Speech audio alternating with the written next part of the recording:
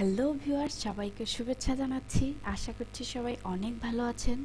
তো আমিও অনেক ভালো আছি। তো অনেকেই আছেন নতুন গ্রাফিক ডিজাইন শিখতে চান এবং অনেকেই আছেন যে অ্যাডোবি ইলাস্ট্রেটর কিভাবে ইউজ করতে হয় সেই সম্পর্কে জানতে চান। তো আজকে এই নতুন ভিডিওটি হচ্ছে যারা নতুন গ্রাফিক ডিজাইন শিখতে চাচ্ছেন, একদমই নতুন, আপনারা কিছুই জানেন না, তো তাদের জন্য। তো আশা করছি আপনারা প্রথম থেকে শেষ পর্যন্ত দেখবেন এবং অ্যাডোবি ইলাস্ট্রেটর কীভাবে ইউজ করবেন প্রত্যেকটি টুলস আপনি ধারাবাহিকভাবে ধরে ধরে আপনাদেরকে শিখিয়ে দিব। তো চলুন চলে যাচ্ছি অ্যাডোবি স্টকে। এই যে দেখেন অ্যাডোবি স্টকটা ওপেন করে রেখেছি ইতিমধ্যে।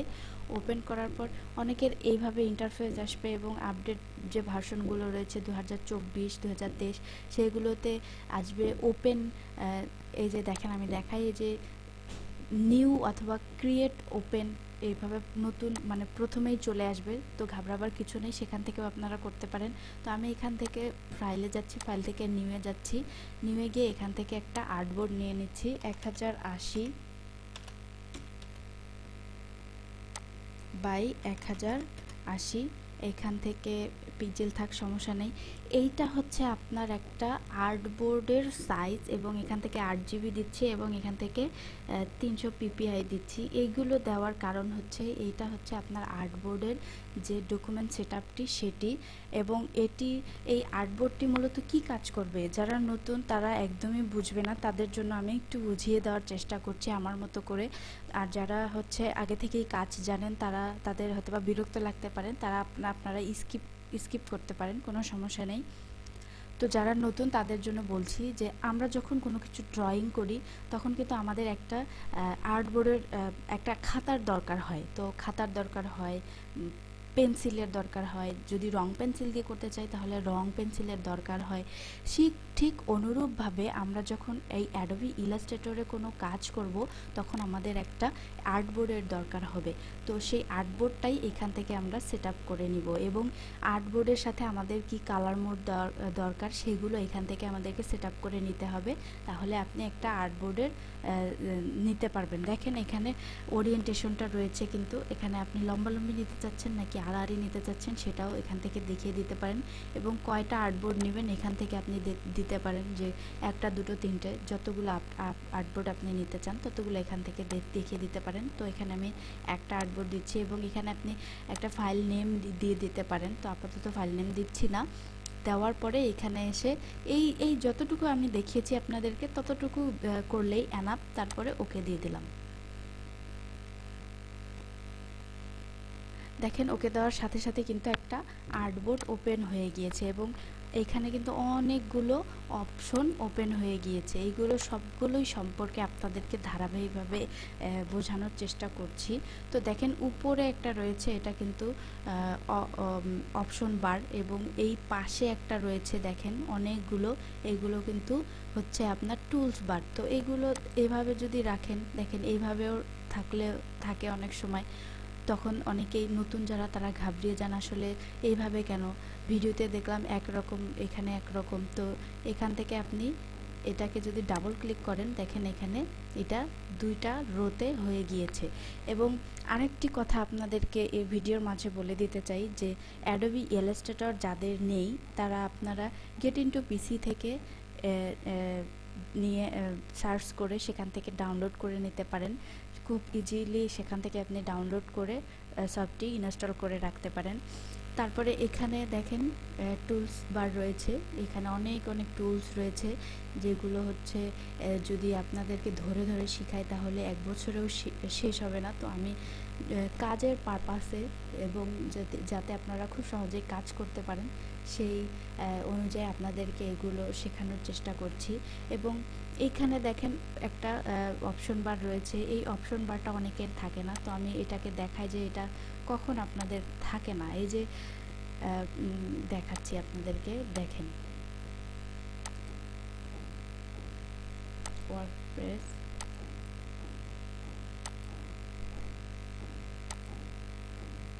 সরি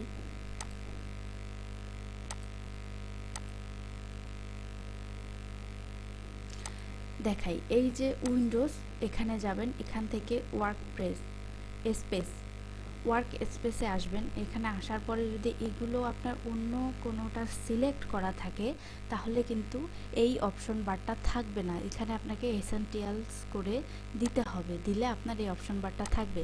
দেখেন অনেকের কীরকম থাকে, এই যে এরকম থাকে, দেখেন উপরে আছে বা অপশন বারটা নেই। তো এরকম থাকার কারণে অনেকেই ভয় পেয়ে যায় যে আমারটা কেন এরকম হয়ে যাচ্ছে। তো একদমই ভয় পাওয়ার কারণ নেই। উইন্ডোজে যাবেন, উইন্ডোজ থেকে এই কন্ট্রোল প্যানেলটা সিলেক্ট করে দিবেন, দেখেন চলে এসেছে। এবং উইন্ডোজ থেকে আপনারা ওয়ার্ক স্পেসে যাবেন, এই এসেনশিয়ালটা সিলেক্ট করে দিলে আপনি সব অপশনগুলো পেয়ে যাবেন। এবং এইখানে দেখেন আমি কিন্তু আর্টবোর্ডটা উপরের দিকে মুভ করছি এবং নিচের দিকে মুভ করছি।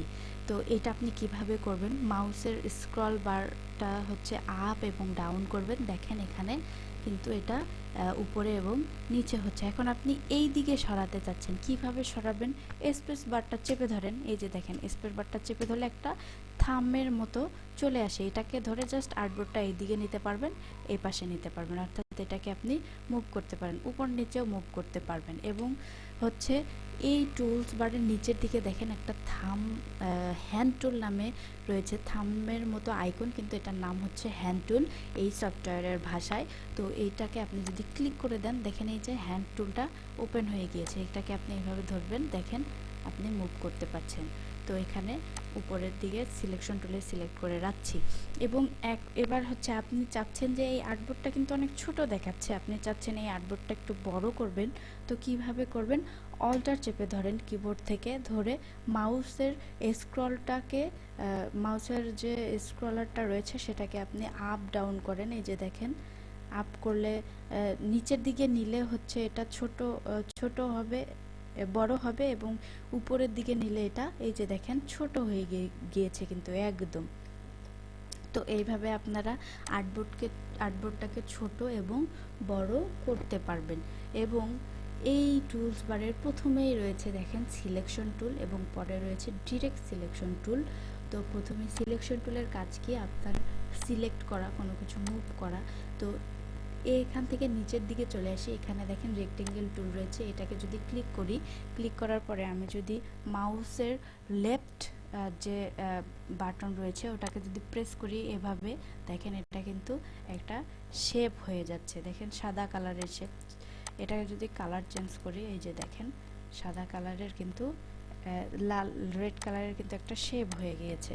তো এই শেপগুলো আপনি কিভাবে একই সাইজের নিতে পারবেন সেটা দেখাচ্ছি। দেখেন এই শেপের এইখানে রেক্টেঙ্গেল টুল দেখাচ্ছে, কিন্তু কার্সর নিলেই আপনারা দেখতে পারবেন সেখানে যে কি টুল রয়েছে। দেখেন এখানে যদি আমি কার্সর নেই, দেখেন টাইপ টুল দেখাচ্ছে, এখানে নিলে রেক্টেঙ্গেল। তাই এখানে এই যে ছোট যে আইকন রয়েছে, এই আইকনটা মানে হচ্ছে এখানে অনেকগুলো টুলস মজুদ করা আছে। আর এই যে দেখেন এখানে কিন্তু কোনো আইকন নাই ছোট, এই যে দেখেন এখানে কোনো আইকন আছে নাই, তার মানে এখানে একটাই টুলস আছে। তো এখানে যদি এরকম দেখেন যে ছোট একটু আইকন আছে তীর চিহ্নের মতো, তাহলে আপনাকে বুঝে নিতে হবে এখানে আরও অনেক টুলস রয়েছে। তো এখানে যদি আপনি রাইট বাটন ক্লিক করেন, দেখেন এই টুলসগুলো কিন্তু বের হয়ে এসেছে। তো এখানে রেক্টেঙ্গেল টুল রয়েছে, রাউন্ডেড রেক্টেঙ্গেল টুল রয়েছে, এলিপস টুল রয়েছে, পলিগন টুল রয়েছে, স্টার টুল রয়েছে, এবং এখানে কতগুলো 1 2 3 4 5 6টা টুল রয়েছে। এই সবগুলো টুলই ইউজ করে আপনাদেরকে আমি দেখাবো।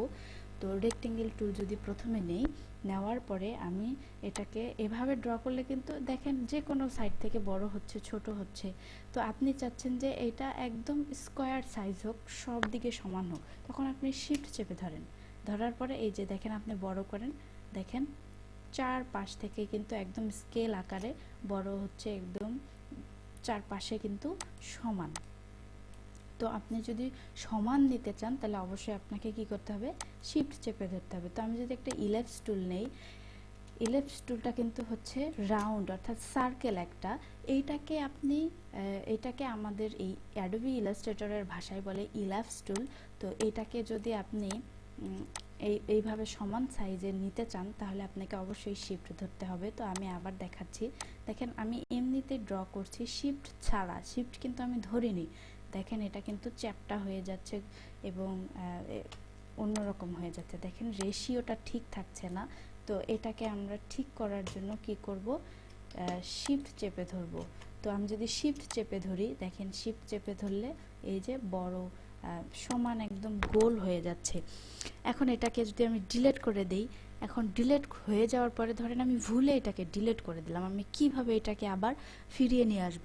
কন্ট্রোল জেড দেন, দেখেন আবার চলে এসেছে। এবং আপনি যদি এই যে এডিট অপশনে যান, এডিট অপশনে গিয়ে এই যে দেখেন আনডু, মুভ এবং রিডু, আনডু এবং রিডুর জন্য এখানে যে শর্টকাট দেওয়া রয়েছে এইগুলো চাইলে আপনি ইউজ করতে পারেন। আমি যেটা মাত্রই দেখালাম, কন্ট্রোল জেডতে হচ্ছে আনডু এবং রিডুতে হচ্ছে শিফট কন্ট্রোল জেড। তো আপনারা চাইলে এগুলো এখান থেকেও দেখে নিতে পারেন, অথবা হাতে যদি করতে না চান আপনারা এখান থেকেও এই যে আনডু মুভ এভাবে করে নিতে পারেন, আনডু রিডু এখান থেকেও করে নিতে পারেন। তো এই হলো মানে একদম বেসিক যেটা বলা যেতে পারে সেই বেসিক জিনিসগুলো। তো এইগুলো আপনারা এভাবে প্র্যাকটিস করতে পারেন প্রথমের দিকেই, এবং প্রথমের দিকে যদি অনেক কিছু শিখিয়ে দেয় তাহলে আপনাদের মাথায় থাকবে না। তো এই প্রথমে হচ্ছে সিলেকশন টুল এবং পরে হচ্ছে কি টুল, এই রেক্টেঙ্গেল টুল দিয়ে আমি দেখালাম যে আসলে এই টুলগুলো আপনারা কিভাবে ইউজ করবেন। স্টার টুলটা নেই, দেখেন দেখাই। স্টার আমি কিন্তু শিফট প্রেস করেছি, দেখেন এটা কিন্তু একদম সাইজে চলে এসেছে। আমি যদি এটাকে শিফট প্রেস না করে উল্টাপাল্টা চাপি, দেখেন এটা কিন্তু অন্য রকম হয়ে যাচ্ছে। এখন আসি যে সিলেকশন টুলের পরে কি টুল রয়েছে, ডিরেক্ট সিলেকশন টুল। এইটার কাজ কি? তো আজকে অল্প কিছু দেখাবো যাতে আপনারা প্র্যাকটিস করতে পারেন। তো এখানে আমি এভাবে ড্র করছি, ড্র করার পরে দেখেন এইখানে এই পয়েন্টগুলো রয়েছে, কিন্তু এই যে দেখেন পয়েন্ট রয়েছে এখানে একটা, এবং এই চারপাশের যে কর্নারগুলো রয়েছে। তো ডিরেক্ট সিলেকশন টুল নিলে দেখেন এটার কিন্তু মানে যে ফেসটা এটা কিন্তু চেঞ্জ হয়ে গেছে, তাই না?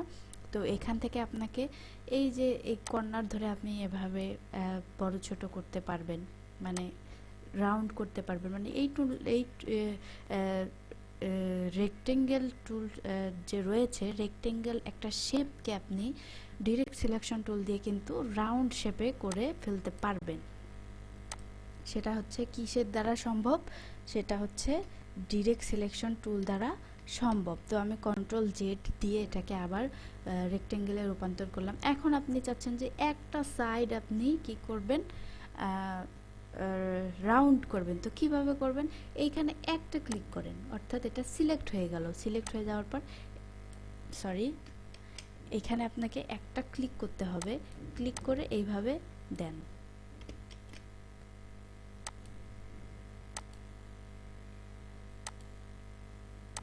এই যে দেখেন, দেখেন একটা সাইড কিন্তু আপনার রাউন্ড হয়ে গেল। তো এইভাবে আপনারা এটাকে বিভিন্ন শেপে রূপান্তর করতে পারেন। তো আপনি চাইলে এটাকে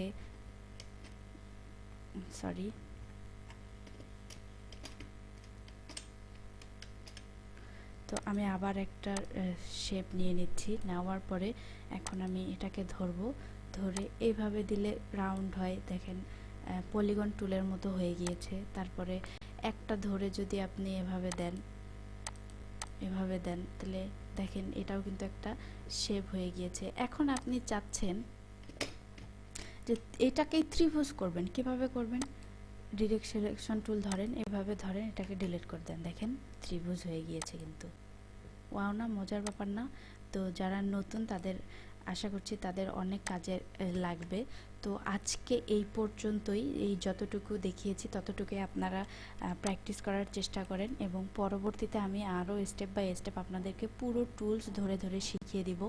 তো ভিউয়ার, যদি ভিডিওটি ভালো লেগে থাকে এবং আপনাদের যদি আসলেই উপকারে এসে থাকে, অবশ্যই আপনি লাইক করে কমেন্ট করে জানাবেন, এবং ভিডিওটি শেয়ার করতে ভুলবেন না। আমার চ্যানেলে যদি আপনারা নতুন হয়ে থাকেন তাহলে অবশ্যই আমার চ্যানেলটি সাবস্ক্রাইব করে রাখবেন। ভালো থাকবেন, সুস্থ থাকবেন, দেখা হচ্ছে নেক্সট ভিডিওতে।